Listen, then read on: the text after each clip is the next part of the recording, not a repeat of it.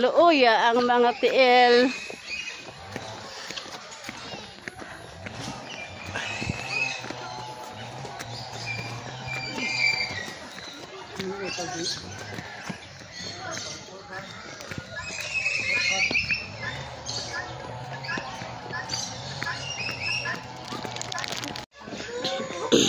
Una dito na kabik ang mabilin ka. Okay.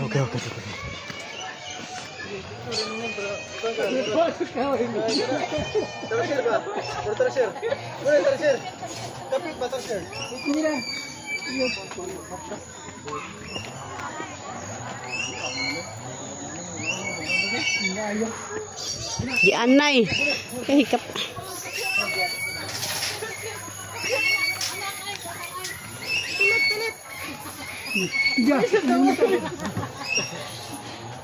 Harus yang mga talasyon na mga duwaan na di manglihok. Sa pa naman. Ganahan sa ginahan eh. Oh, hinay. Sarap. Bigaan mo na bro. Okay. Kita. Ayay.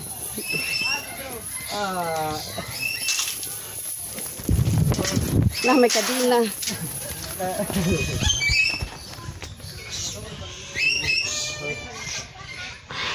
Wow. Gwapa ka yung color, oh.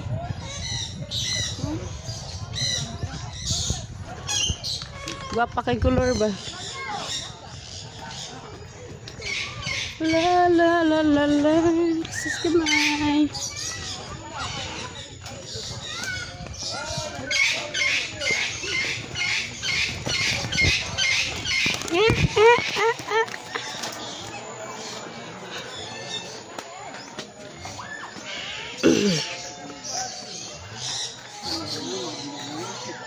Wow, undot ta. Ikling. Yulok, like yulok.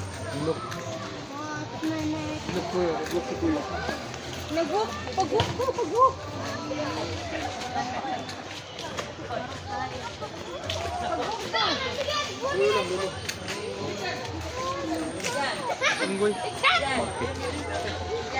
Ang hod di mo dito.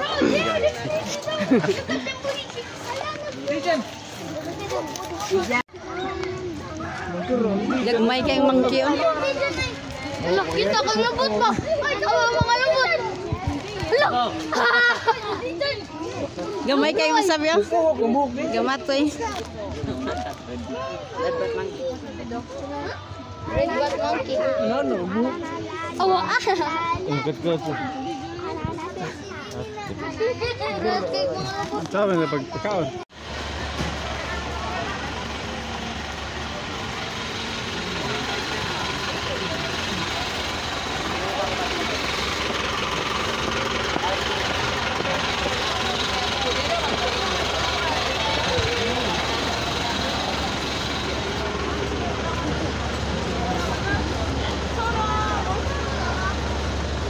Asan ni Padong? Lambot lang. Tiger. Gibo. Bro. Mulin niya dito.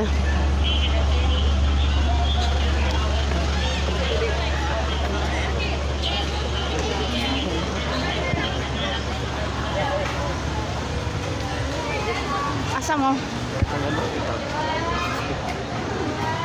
Mangihi. Oranggutan.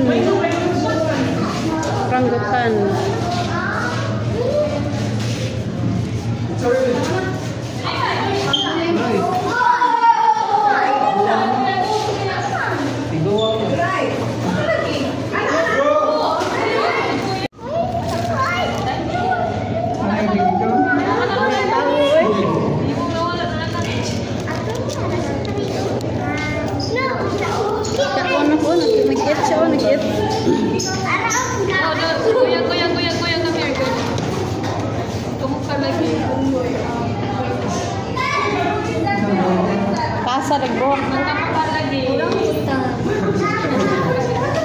Kabalo siya rin tao ba? Nagdako. Nauwaw. It na it ko. Anak, ang sa'yo mo. Hanakan nila ako. Gay kuya. Camel. Mayura tatay iwa man do diregi. Diba sa Ako na bitbit ang dinas. animals.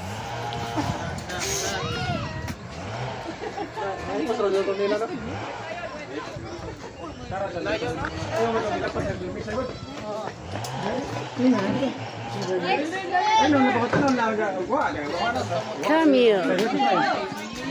Let's go. Nak, pabian ka ha.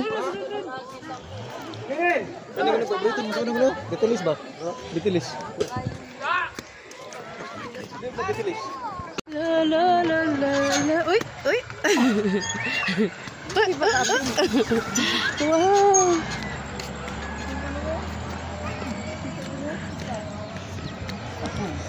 La la la la la la. La la la la.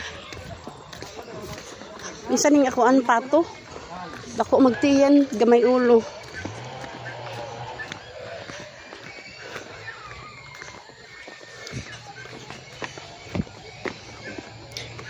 Ah, pelikan.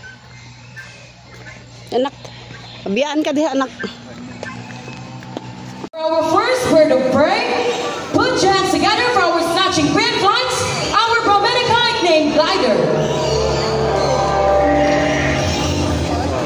So brometic kite has white plumage from its head down to its underparts, and the rest of its color is striking chestnut brown. In Australia, they are known as red-backed sea eagle, and here in the Philippines, they are locally known as Panog in Bisaya and Lawin in Tagalog. So it snatches live prey and steals from fishes and other hunting birds. That's why it is considered as a snatching prey and flies. Okay, you can take pictures and videos, but don't try to reach the bird, okay? So they can also be seen in the skies of Sri Lanka, Nepal, India, and Pakistan. So a round of applause for our brometic kite named Glider. And before calling our second bird of prey, we will first need a lure. So the lure will be handled by Mr. James. So the lure will serve as the food of the prey, as our next bird is going to showcase how sharp his eyesight is and how good he is at catching his food. So Sir James, are you ready? Okay, he's ready, everyone. So now, for our second bird of prey, keep your eyes alert for our Philippine hawk eagle named Hunter.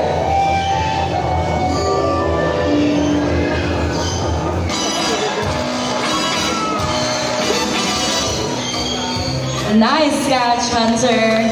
So we have here Miss Debbie. She has the real food and the real prey, as Hunter will not let go of the lure without an exchange. And as you can see, Miss Debbie is wearing a thick glove for the protection of the sharp talons of the bird. And Philippine hawk eagle is under the red list of IUCN as an endangered species threatened by habitat loss. So it has dark brown upper plumage and a pale brown belly with an eye-catching crest at the top of its head. It is considered as a medium-sized raptor that can grow up to 60 to 70 centimeters in length with a wingspan of 105 to 125 centimeters. A round of applause for our Philippine hawk eagle named Hunter. Let's move on to one of the largest birds of prey we have here in Cebu Safari. Now again, I'm asking everyone to please remain seated. No one will stand up, and don't try to reach out our bird. Okay, so I think we're now ready. So ladies and gentlemen, for the grand finale, keep your heads up high for our white-bellied eagle named Marina. Dako kayo. So white-bellied sea eagle is also known as white-breasted sea eagle. It has white plumage from its head down to its underparts, and its back and wings are dark gray in color. It is considered as a large diurnal bird of prey that can grow up to 70 to 80 centimeters in length with a wingspan of 180 to 220 centimeters. So they can be found in Australia, Southeast Asia. A round of applause for our white-blooded seagull named Marina. And to seal this moment, we have here our flying lorries all the way from Australia. So we have two types of lorries, the Dasky lorries and the chartering lorries. And to make this more memorable, we have the symbol of love and peace. Prosperity and harmony, our group of beaches. And of course, our Scarlet Ibis all the way from South America. Together we're looking to the two names down. Come here, buddies. Nice. So before we don't end up our show, let me introduce you to the people behind the success of this show. My partner in stage, our senior bird trainer, Miss Debbie, together with Marina. Our other bird trainers, Miss Gian, Miss Rachel, Mr. Ian, Mr. Romtek, Mr. James, Mr. Irvin. Our sound man actor, Mr. Ricky. And last but not least, our professional bird trainer, Mr. Akan, all the way from Singapore. And yours truly, my name is Jessa, and we hope you enjoy the show.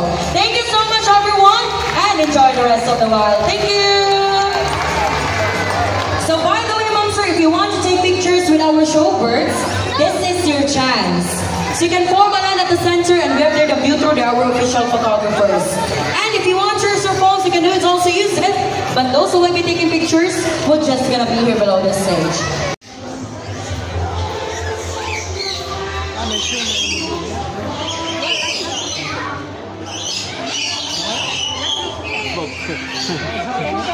Asa si Mama? Maator ako ng karito. Karit naman pa sa...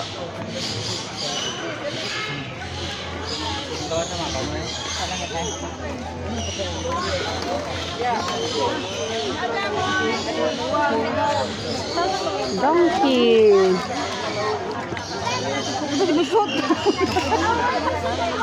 Donkey.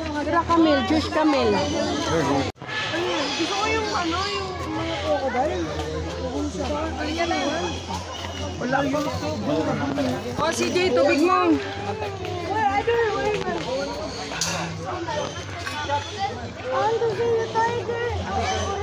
Asa man ka?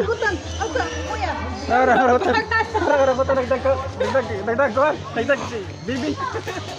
Ha? Ragutan na kita. Nagaragutan.